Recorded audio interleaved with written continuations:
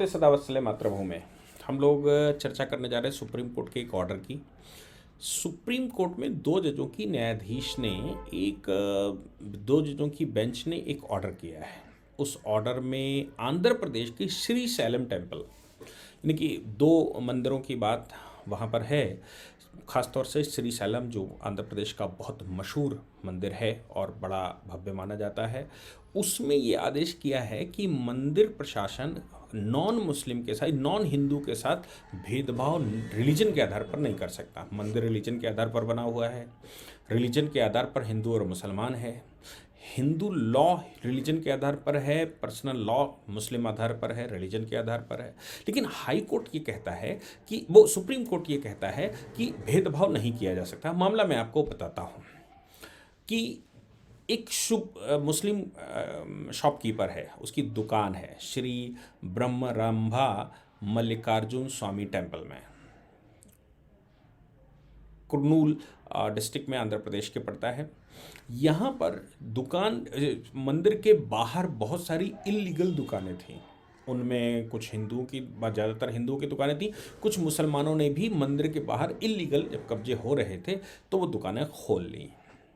अब जब मंदिर प्रशासन या मंदिर, जब राज्य सरकार ने मंदिर का भव्यीकरण करवाया और वो दुकानें तोड़ी गई, मतलब इंक्रोचमेंट हटाया गया, तो इंक्रोचमेंट हटाने पर हुआ क्या कि श्री सैलम मंदिर प्रशासन ने अपने यहाँ एक शॉपिंग कॉम्प्लेक्स बनाया। शॉपिंग कॉम्प्लेक्स मतलब जो मंदिर में पूजा पाठ की सामान बेचते हैं या जो लोग वहाँ प्रसाद बेचते हैं, ऐसा मंदिर के अंदर एक कॉम्प्लेक्स बनाया गया और उस कॉम्प्लेक्स में दुकानें आवंटित की गई। उन लोगों को सबसे पहला अधिकार उनको दिया गया जिन लोगों की दुकानें बाहर थीं अलॉटमेंट के लिए। तो अलॉटमेंट का वो पब्लिकेशन हुआ कि भाई ऑक्शन हो जाए। मुसलमानों ने भी उसमें आवेदन किया। मुसलमानों के आवेदन पर हिंदू समाज ने वहाँ के ये कहा कि भाई बाहर इलीगल ऑक्यूपेशन, इंक्रोचमेंट था, किसी सरकार के समय पर, किसी समय पर हो गया, वो ठीक था, लेकिन मंदिर के अंदर जो शॉपिंग कॉम्प्लेक्स बन रहा है या मंदिर के अंदर जो दुकानें बन रही हैं उसमें मुसलमानों को जगह नहीं देनी चाहिए। उसका कारण उन्होंने बताया। उन्होंने कहा कि Andhra Pradesh charitable Hindu religious institutions and endowment act 1987 में ये व्यवस्था है कि मंदिर के अगल बगल कोई भी नॉन मुस्लिम दुकान ऑपरेट नहीं कर सकता।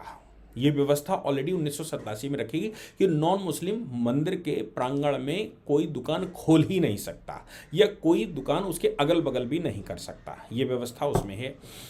इस व्यवस्था को जब ध्यान में दिलाया गया कुछ हिंदू संगठनों ने, जैसे विश्व हिंदू परिषद ने, बजरंग दल ने, हिंदू जागरण मंच ने, इन संगठनों ने कहा कि भाई मंदिर के बाहर जब इंक्रोचमेंट था तो समझ में आता था, लेकिन मंदिर प्रांगण के अंदर मुस्लिम शॉप हो ही नहीं सकती, चूंकि व्यवस्था ही नहीं है, कानूनन व्यवस्था नहीं है। ऐसे मुसलमान जो वहाँ दुकानें रखे हुए थे या और भी कोई, वो आए ऑनरेबल सुप्रीम कोर्ट तक। पहले वो पहले नीचे वाले कोर्ट में गए, फिर वो सुप्रीम कोर्ट आए। सुप्रीम कोर्ट में दो जजों की बेंच बैठी। उन honourable justice D Y Chandrachud, honourable justice Nagarathna, उन दोनों जजेस ने एक निर्णय देते हुए ये कहा कि भाई मंदिर के अंदर इस ग्राउंड पर कि वो नॉन मुस्लिम है, भेदभाव नहीं किया जा सकता अलॉटमेंट में। ये ऑर्डर कर दिया। मुसलमानों ने बढ़ चढ़ कर हिस्सा लिया और कहा कि भाई सुप्रीम कोर्ट न्याय कर रहा है। लेकिन मुझे लगता है कि ऑनरेबल सुप्रीम कोर्ट ने आर्टिकल 16(5) को ध्यान में नहीं रखा। आर्टिकल 16(5) रिजर्वेशन करता है और आर्टिकल 16(5) में ही ये व्यवस्था दी गई। मैं आपको पढ़कर सुनाता हूँ कि आर्टिकल 16(5) में क्या व्यवस्था दी गई है।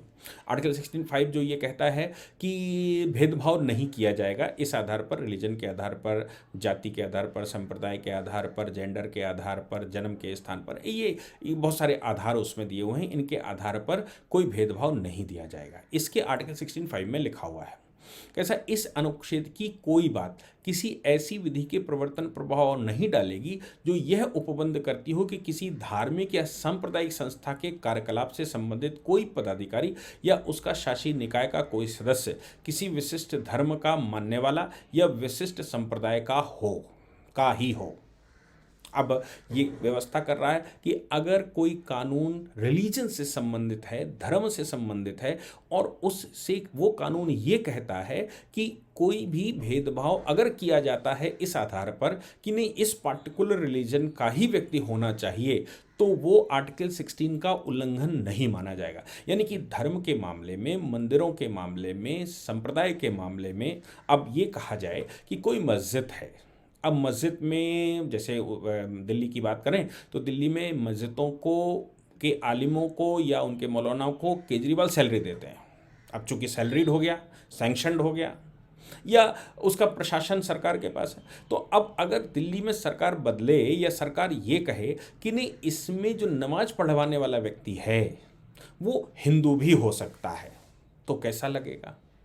अगर चर्च में ये कहा जाए कि पादरी एक हिंदू हो सकता है, बिना अपना संप्रदाय परिवर्तन किए वो वहाँ का फादर बन सकता है, पादरी बन सकता है, इस आधार पर भेदभाव नहीं किया जाएगा कि वो कौन से संप्रदाय का है, तो कैसा होगा? अब यहाँ पर हिंदू मंदिर के अंदर अगर ये कहा जाता है कि कोई नॉन हिंदू अंदर प्रवेश नहीं करेगा, कोई नॉन हिंदू को हिंदू मंदिर के अंदर किसी भी निकाय में, किसी भी प्रशासनिक व्यवस्था में या कोई भी उसको आवंटन नहीं किया जाएगा, ये आंध्र प्रदेश का Hindu endowment and charitable act कहता है।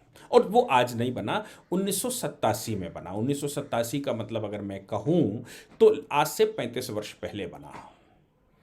अब उस आधार पर लोगों ने कहा कि भाई जब कानून में व्यवस्था नहीं है, मंदिर प्रशासन में व्यवस्था नहीं है, मंदिर की सिचुएशन में व्यवस्था नहीं है, तो फिर यहाँ पर नॉन मुस्लिम को दुकान का आवंटन नहीं किया जा सकता। उसने बाहर जो इंक्रोचमेंट प्रांगण में किया होगा वो इंक्रोचमेंट हो गया, तो वंस रॉन्ग में नॉट बी ऑलवेज रॉन्ग, ये तो फॉर्मूला ऑनरेबल सुप्रीम कोर्ट खुद ही कहता है कि एक बार गलत हो गया या कर दिया तो इसका मतलब ये नहीं है कि सदैव उस आधार पर गलत होता रहेगा। अब पहले इंक्रोचमेंट कर लिया गया तो इस आधार पर परमानेंट इंक्रोचमेंट करने का अधिकार मिल जाता है, ये तो नहीं कहा जा सकता। इसलिए इस जो निर्णय आया है, मुझे लगता है एक बार उसको पुनः रिव्यू आर्टिकल 16(5) के आधार पर होना चाहिए, और मंदिर प्रशासन को इसको रिव्यू पिटीशन डालनी चाहिए सुप्रीम कोर्ट में, और ये कहना चाहिए कि जब हिंदू चैरिटेबल और एंडोमेंट एक्ट में ये व्यवस्था ही नहीं है कि कोई नॉन हिंदू उसमें पार्टिसिपेट कर सके या उसको कोई अधिकार दिया जा सके, तो फिर ये आर्टिकल 16(5) के अनुसार बिल्कुल ठीक है और मंदिर का ये अधिकार है कि वो ऐसा कर सके।